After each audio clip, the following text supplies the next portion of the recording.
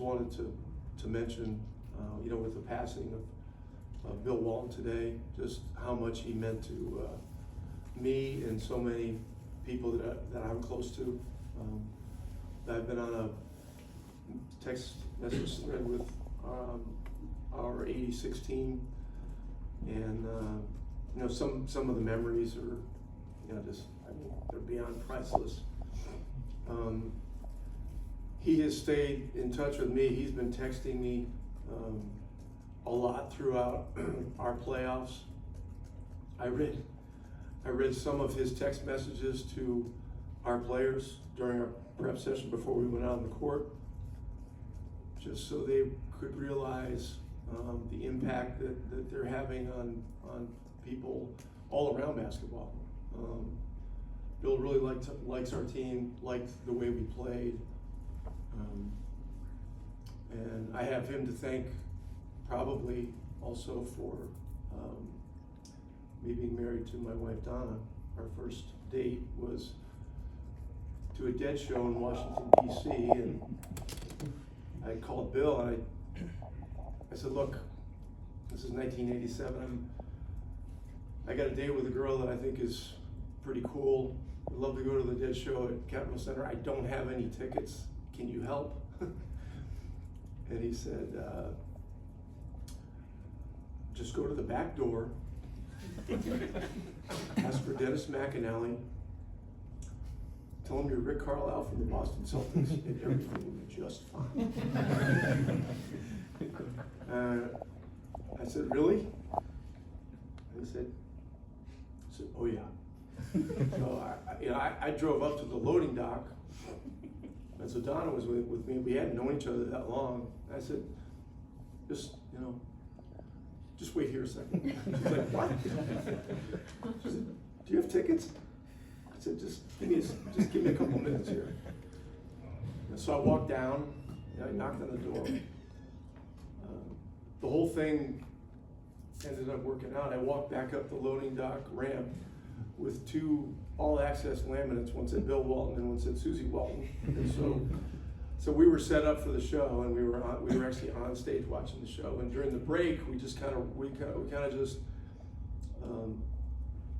of wandered into the back and just opened up a door, and ended up sitting down with Jerry Garcia, Bob Weir, and Mickey Hart for about 15 minutes, just shooting the shit. I mean, it was an unbelievable night, and obviously it's a good first date. So anyway, I'm thankful to him. I know there's been a lot of talk today about what he meant to the whole world. To me, he was a living, breathing event in history, just walking around. He was involved in so many events, in pop culture, in sports. He played drums for the Grateful Dead in the pyramids in Egypt. He's a guy that did everything. And there's been a lot of talk today about how he speaks in hyperbole so much and stuff. But he defiantly competed for every moment in life to be the greatest it could possibly be. That's the best way to describe it. I mean,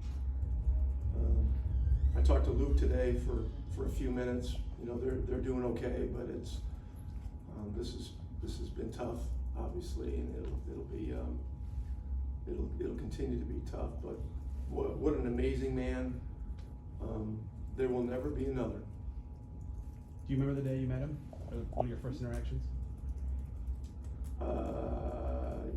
I do. We all assumed he was a vegetarian when he came to Boston, because that was kind of what everybody said. And the first time I saw him, he had a huge roast beef sandwich and he was devouring it. That's a vivid image. That's a vivid image. But when he came to Boston, our guys were merciless. Just kind of with jokes, attacking. Just in a fun kind of way, but in a very competitive kind of way. And when he arrived in Boston, it changed our team that year. He played 80 games and we won a championship. And you know, he certainly extended my career, and he was a game changer on so many levels and in so many people's lives, you know, for such a long period of time. So,